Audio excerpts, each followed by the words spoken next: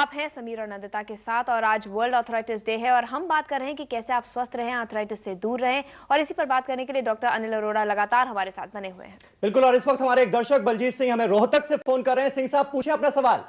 हाँ जी डॉक्टर साहब, मेरी जो है ना इसमें डिस्क में L4 और L5 में जो है ना ये ब्लैक हो रही हैं और इसी के कारण जो है ना राइट पैर है इसमें सारे में नीचे से ऊपर तक दर्द रहता है। हाँ सिंह साहब, आपकी बात से ये मुझे समझ में आता है कि ये डिस्क से पैर की नस दब रही है। हाँ जी। और उसमें झंझनाहट या सूनापन भी आता है आपको? हाँ जी, नीचे नीचे होता है। हाँ, तो अब ये चूंकि मैंने आपकी कुछ जांचें नहीं देखी हैं तो मैं आपको ये नहीं बता पाऊंगा कि ये किस स्टेज पर है अभी, मगर अगर बहुत ज़्यादा दबाव नहीं है तो इसमें दवाओं से और कसरत करने से ऑलमोस्ट 60-70% लोगों को आराम आ जाता है। और अगर नस बहुत ज़्यादा दब गई हो और बहुत लंबे समय से दबी हुई हो तो फिर कुछ सर्जरी की बात सोचनी पड़ती है, मगर वो सलाह मरीज को देखने के बाद ही दी जा सकती है। बिल्कुल, हमारी एक और दर्शक डॉक्टर साहब मधु जैन हमें फोन कर रही हैं इस वक्त। मधु जी, पूछें अपना सवाल। हाँ जी डॉक्टर साहब। जी हाँ। हाँ जी डॉक्टर साहब। जी हाँ, जी हाँ। नमस्ते डॉक्टर साहब। मेरे गर्दन से कमर तक बहुत ज्यादा पेन रहता है और गर्दन में मेरे सूजन बहुत आ गई है। आपकी उम्र कितनी है? मेरी 40 ईयर। 40 है। हाँ जी। देखिए, ये प्रश्न तो बहुत बड़ा है कि गर्दन से पूरी कमर में दर्द रहता है, मगर ज्यादातर दर्द आजकल पोस्चरल होते हैं, अब हमारी पोजीशन से होते हैं, जो पोजीशन ठीक नहीं है उससे होते हैं। कारण बहुत सारे हैं, मगर आपकी एक तो आपको कैल्शियम की मात्रा पूरी लेनी चाहिए। लेडीज को कैल्शियम रेगुलर चाहिए होता है। हम लोगों की डाइट में इतना जो डाइट हम लेते हैं कैल्शियम पूरा नहीं हो पाता, उससे पूरी रीढ़ की हड्डी दुखती है, ऑस्टियोपोरोसिस की शुरुआत हो सकती है।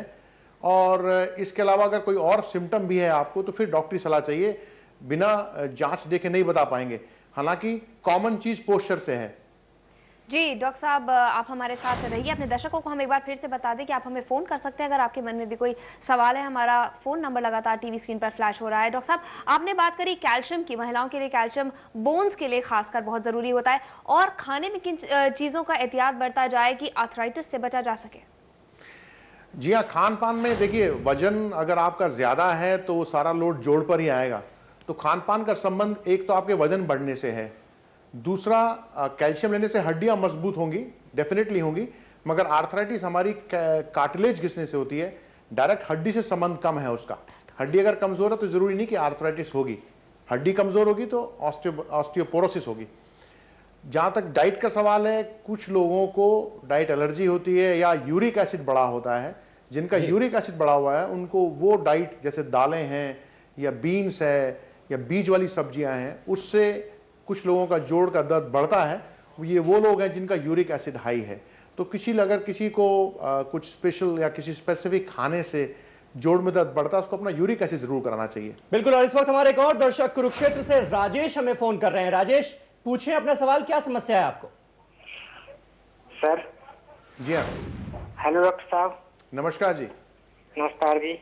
सर, मेरा L4 और L5 में एक बाइक एक्सीडेंट में मेरा एक्सीडेंट हो गया सर। जी हाँ।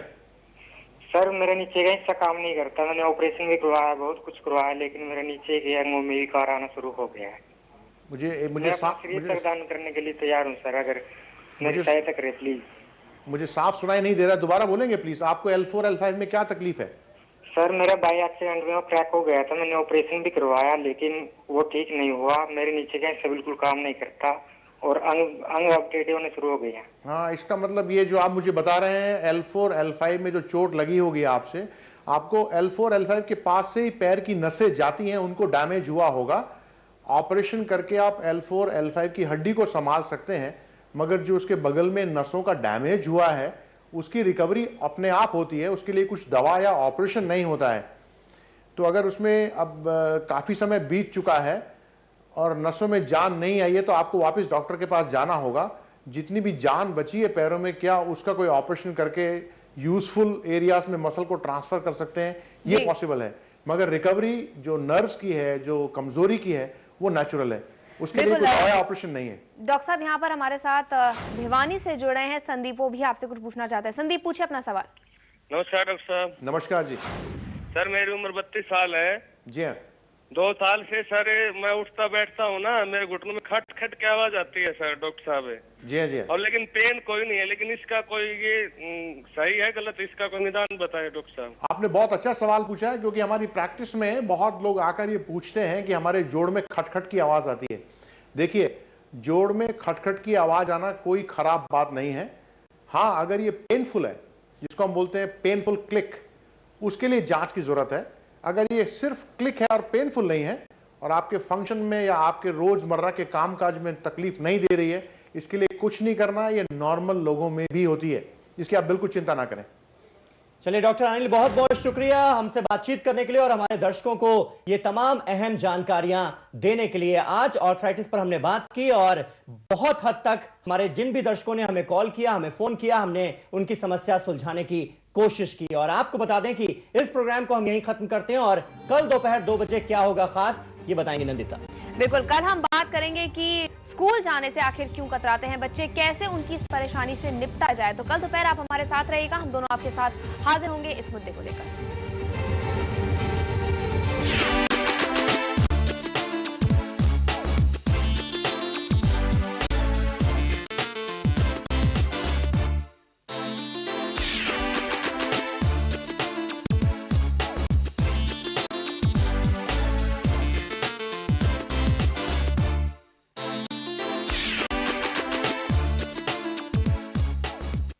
Different banking solutions from HSBC, the world's local bank. यात्रीगण कृपया ध्यान दें,